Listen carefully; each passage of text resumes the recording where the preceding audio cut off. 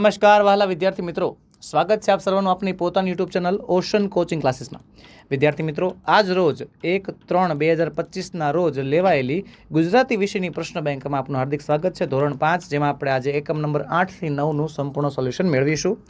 જેમાં વિભાગ નંબર 1માં પહેલા સવાલમાં જવાબ આવે છે બી, અભિષેક દત્ત માર્ગદર્શક. બીજામાં આવશે જુરાસિક યુગમાં જય ડાયનોસોર જોવા ઈચ્છતો હતો. ત્રીજામાં જવાબ લખીશું ટાઈમ શટલ 1. ચોથામાં આન્સર આવશે તે એક સમયમાંથી બીજા સમયમાં મુસાફરી કરવાનું વાહન હતું. અને પાંચમામાં આવશે ખાલી જગ્યામાં 2095. વિદ્યાર્થી મિત્રો, ધોરણ 5ની ઓરિજિનલ પ્રશ્ન બેંકનું સંપૂર્ણ સોલ્યુશન આજ રોજ લેવાયેલી તારીખ 1-3-2025ના રોજ લેવાયેલી ઓરિજિનલ પ્રશ્ન બેંકનું સંપૂર્ણ સોલ્યુશન તમે PDF ફોર્મેટમાં મેળવી શકશો. આપણો વોટ્સએપ નંબર 6354827383 પર કોન્ટેક્ટ કરીને અથવા આપણી એપ્લિકેશન ઓશન કોચિંગ ક્લાસીસ ઉપરથી તમને મળી જવાનું છે. વિભાગ બીમાં પહેલા સવાલનો જવાબ લખીશું કાબર ભળી અને ભોળી હતી પણ કાગડો બહુ પાકો હતો. બીજામાં જવાબ લખીશું કાગડો લુહાર પાસે તેની ચાંચ ઘડાવા ગયો. ત્રીજામાં જવાબ આવશે મહેનત કરવાથી સફળતા, આત્મવિશ્વાસ, સંતોષ અને સમાજમાં આદર મળે છે. ચોથામાં જવાબ લખીશું કાબર મહેનતુ છે. અને પાંચમામાં જવાબ આવશે આખું વર્ષ એટલે વર્ષના 12 મહિના. વિભાગ નંબર 3, એમાં પહેલા સવાલનો જવાબ લખીશું ધોળી બાઈના કુખે જન્મ લેનાર બાળકનું નામ ઝવેરચંદ છે. બીજો જવાબ બાળક ઝવેરચંદ પહાડનું બાળક તરીકે ઓળખાય છે કારણ કે તેમનું બાળપણ ડુંગરાળ પ્રદેશમાં વીત્યું હતું. ત્રીજામાં જવાબ લખીશું પર્વત એટલે પહાડો. ચોથામાં જવાબ આવશે તેમના પિતા કાળીદાસ પોલીસ જમાદાર હતા અને નોકરીના કારણે તેમની બદલીઓ જુદા જુદા પ્રદેશોમાં થતી રહેતી હતી. આથી બાળ ઝવેરચંદને પ્રાથમિક શિક્ષણ માટે જુદી જુદી જગ્યાએ જવું પડતું હતું. પાંચમામાં જવાબ લખીશું કુદરતનું વસ્તુઓ જેમ કે ઝરણું, ખેતર, પાદર, નદી, પર્વત, પહાડો, ગુમોખી, ગંગા અને વાંદરો ઝવેરચંદને પોતાની તરફ ખેંચતી હતી. પ્રશ્ન નંબર 2, ઉદાહરણ પ્રમાણે વાક્ય બનાવવાના છે. જેમાં પહેલામાં જવાબ આવશે રામ બાળપણથી પરાક્રમી હતા. બીજામાં તાડકા નામની રાક્ષસી હતી. ત્રીજું રામ કોઈ દિવસ બપોરે ઊંઘતા નહોતા. ચોથું ચકલીઓ સૂરજની સાથે સવારમાં કંઈ બોલે. પાંચમું ગિરનાર પાવાગઢ કરતાં ઊંચો છે. અને છઠ્ઠું છે નર્મદા ગુજરાતની સૌથી મોટી નદી છે. આઠમાં લખીશું ચોમાસામાં ધરતીએ લીલી સાડી પહેરી હોય તેવું લાગે છે. નવમું છે બગીચામાં સુંદર લીલોતરી હતી. 10મું છે એક મંદિર પાસે પૂજારી ઊભા હતા. 11મું છે રાજા સુંદર સિંહાસન પર બિરાજ્યા હતા. અને 12મું છે ડાયનોસોરના પગ વિશાળ અને વડના થડ જેટલા જડ હતા. 7માની અંદર વિદ્યાર્થી મિત્રો આ પ્રશ્નનો ઉત્તર તમારે અમને કમેન્ટ બોક્સમાં જણાવવાનો છે. આગળ લખીશું 13માં આવશે રામ અને સીતા વનમાં ઝાડ નીચે બેસી વાત કરતા હતા. 14માં લખીશું રામ અને લક્ષ્મણ રાજા દશરથના પુત્ર હતા. અને 15માં લખીશું સુંદર અને સુશીલ જાનકી મારી પત્ની છે.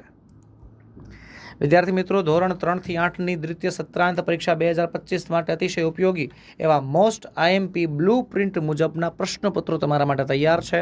બધા જ વિષયના રેડી ટુ પ્રિન્ટ પ્રશ્નપત્રો તૈયાર છે સોલ્યુશન સાથે, જેના એક વિષયની કિંમત માત્ર 20 રૂપિયા છે. બધા જ વિષયના વિદ્યાર્થી મિત્રો રેડી ટુ પ્રિન્ટ અસાઇનમેન્ટ પણ તૈયાર છે સોલ્યુશન સાથે, જેની પણ PDFની કિંમત માત્ર ને માત્ર 40 રૂપિયા રાખેલી છે, જે પણ તમે અમારી પાસેથી મેળવી શકશો. શિક્ષક મિત્રો આપની શાળા, આપની સંસ્થા, આપના કોચિંગ સેન્ટર, આપના ક્લાસીસના નામે બ્રાન્ડિંગ સાથે એના લોગો સાથેની PDF તમારે જોતી હોય તો પણ તમને મળી જશે, જેની કિંમત પણ માત્ર 20 રૂપિયા છે. આપણો વોટ્સએપ નંબર, આપણો મોબાઈલ નંબર 7046222254 પર તમે એની ટાઈમ કોન્ટેક્ટ કરી શકો છો. ચલો, પ્રશ્ન નંબર 3 કહે છે નજીક અર્થવાળા લાગે તેના ઉપર રાઉન્ડ કરવાનું છે. તો પહેલામાં સંશોધકમાં આવું નવું નવું શોધે તે. બીજામાં ગામનું પાદર. ત્રીજામાં યાત્રી. ચોથામાં લીલોતરી. પાંચમામાં પગથી ચાલીને જઈ શકાય તે રસ્તો. છઠ્ઠામાં કામ ન કરે તે. સાતમામાં સ્વદેશ. આઠમામાં હક કરનાર. નવમામાં કાગડા જેવું. 10મામાં અતિ સુંદર. 11મામાં પરાક્રમી એટલે બહાદુરી. 12મામાં કુદરતી. 13મામાં રાક્ષસ. 14મામાં સેવા કરનાર. અને 15મામાં આવશે વ્રત પાળનારું. ચલો, વિભાગ નંબર 1 કહે છે જેમાં આપણે અર્થપૂર્ણ વાક્ય બનાવવાના છે. પહેલામાં લખીશું એક નાના ગામના પાદરમાં એક પ્રાચીન મંદિર હતું. તે મંદિરની બાજુમાં એક શાંત નદી વહેતી હતી. તેનો અવાજ મંદિરના વાતાવરણને શાંત અને પવિત્ર બનાવતો હતો. મંદિરના પૂજારી સવારે નદીમાં સ્નાન કરી ભગવાનની પૂજા કરતા અને ભક્તોને પ્રસાદ વહેંચતા. ગામના લોકો સવાર સાંજ મંદિરમાં આવી ભગવાનના દર્શન કરતા અને પ્રસાદ લઈને આનંદ અને શાંતિ અનુભવતા. આ પ્રસાદ માત્ર ખોરાક નહીં પણ ભક્તિ અને શ્રદ્ધાનું પ્રતીક હતો. બીજામાં લખીશું એક ઘટાદાર જંગલમાં એક નાનું ઝરણું વહેતું હતું. તે ઝરણાની પાસે એક મોટું ઝાડ હતું, જેની ડાળીઓ પર એક વાંદરો રમતો હતો. એક નોળિયો પણ ત્યાં આસપાસ ફરતો હતો. વાંદરો અને નોળિયો એકબીજાના મિત્ર બની ગયા હતા. તેઓ સાથે રમતા, ખાતા, જંગલની સુંદરતાનો આનંદ માણતા. એક દિવસ તેઓ ઝરણાની પાસે બેઠા હતા અને જંગલની શાંતિની સાથે સાથે તેમની મિત્રતાની કદર કરતા હતા. વિભાગ નંબર 3, સૂરજ ડૂબતા અંધારું ધીમે ધીમે ફેલાવા લાગ્યું અને આખું આકાશ લાલ નારંગી રંગોથી છવાઈ ગયું. પક્ષીઓ તેમના ઘરે પાછા ફરવા લાગ્યા અને તેમના કલરવથી આખું વાતાવરણ મધુર બની ગયું. દિશાઓ અંધારાથી ઢકાઈ ગઈ અને પણ સૂરજની છેલ્લી કિરણો હજુ પણ આભને સ્પર્શી રહી હતી. સવારે ફરીથી સૂરજ ઉગશે એવી નવી શક્યતાઓ લઈને આવશે, પણ આ ક્ષણે અંધારો અને પક્ષીઓનો કલરવ એક શાંત અને સુખદ વાતાવરણ ઊભું કરી રહ્યા હતા. ચલો, અધૂરી વાર્તા પૂરી કરવાની છે, જેમાં આગળ વધારશું આપણે. તેની નાની બહેન ગુમ થઈ ગઈ હતી. છોકરાનું હૃદય ધબકવા લાગ્યું અને તે ચિંતાતુર બની ગયો. તેણે આજુબાજુ નજર ફેરવી, પણ બહેન ક્યાંય દેખાડી નહીં. ભીડભાડ ભરેલા બજારમાં લોકોની ભરમાર હતી અને છોકરો ગભરાઈ ગયો. તેણે બહેનનું નામ પુકાર્યું, પણ કોઈ જવાબ ન આવ્યું. ત્યારે તેણે શાંત રહેવાનું નક્કી કર્યું અને યાદ કરવાનો પ્રયત્ન કર્યો કે બહેન છેલ્લી વાર ક્યાં દેખાઈ હતી. તેને યાદ આવ્યું કે તે એક ફળના ઠેલાવાળા પાસે ઊભા હતા. જ્યાં તેણે પાછા જવાનું નક્કી કર્યું, ત્યારે તે ઠેલાવાળા પાસે પહોંચ્યો. તેણે જોયું કે તેની નાની બહેન ત્યાં જ ઊભી હતી, એક સફરજન હાથમાં લઈને મુસ્કુરાતી હતી. છોકરો રાહત અનુભવીને બહેન પાસે દોડી ગયો અને તેને ભેટી પડ્યો. બહેને કહ્યું, ભાઈ, તે મને ખોળતા જોયું? હું દૂર ચાલ્યો ગયો હતો. મેં થોભી જવાનું નક્કી કર્યું, કેમ કે મને ખબર હતી કે તું મને શોધવા પાછો આવીશ. છોકરો હસી પડ્યો અને બહેનના હાથ પકડીને કહ્યું કે ચાલ, હવે આપણે સાથે રહીશું, હું તને ફરીથી ગુમ થવા નહીં દઉં. આમ બંને જણા એકબીજા સાથે ઘર તરફ ચાલ્યા. આ બનાવથી તેમના બંધનને વધુ મજબૂતાઈ મળી. વિભાગ 2, જેમાં આપણે અધૂરી વાર્તા પૂરી કરવાની છે. એક જંગલ હતું. જંગલમાં ઘણા બધા પ્રાણીઓ રહેતા. તે બધા પ્રાણીઓ સંપીને રહેતા હતા, પરંતુ એમાં હાથીને એના બળનું અભિમાન હતું.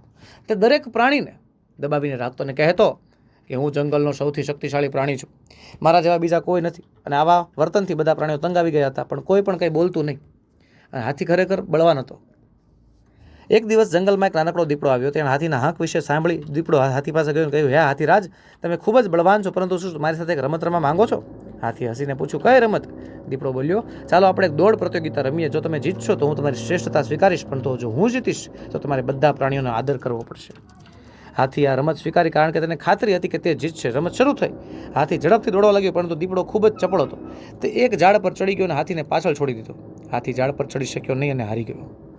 હાર પછી હાથીને તેની ભૂલ સમજાય. તે બધા પ્રાણીઓ પાસે માફી માંગવા ગયો અને કહ્યું, મને મારા અભિમાન માટે માફ કરો. હવેથી હું બધાનો આદર કરીશ.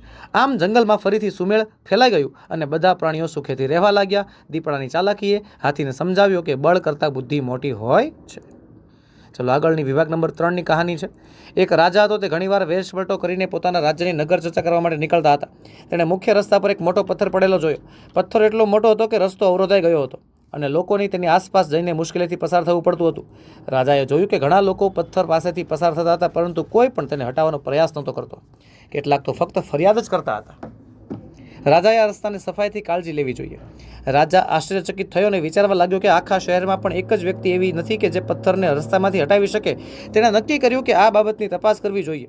તેણે પાસેના દુકાનદારને પૂછ્યું, આ પથ્થર અહીં કેટલા સમયથી પડ્યો છે? દુકાનદારે જવાબ આપ્યો, મહારાજ, આ પથ્થર તો અઠવાડિયાથી પડેલો છે.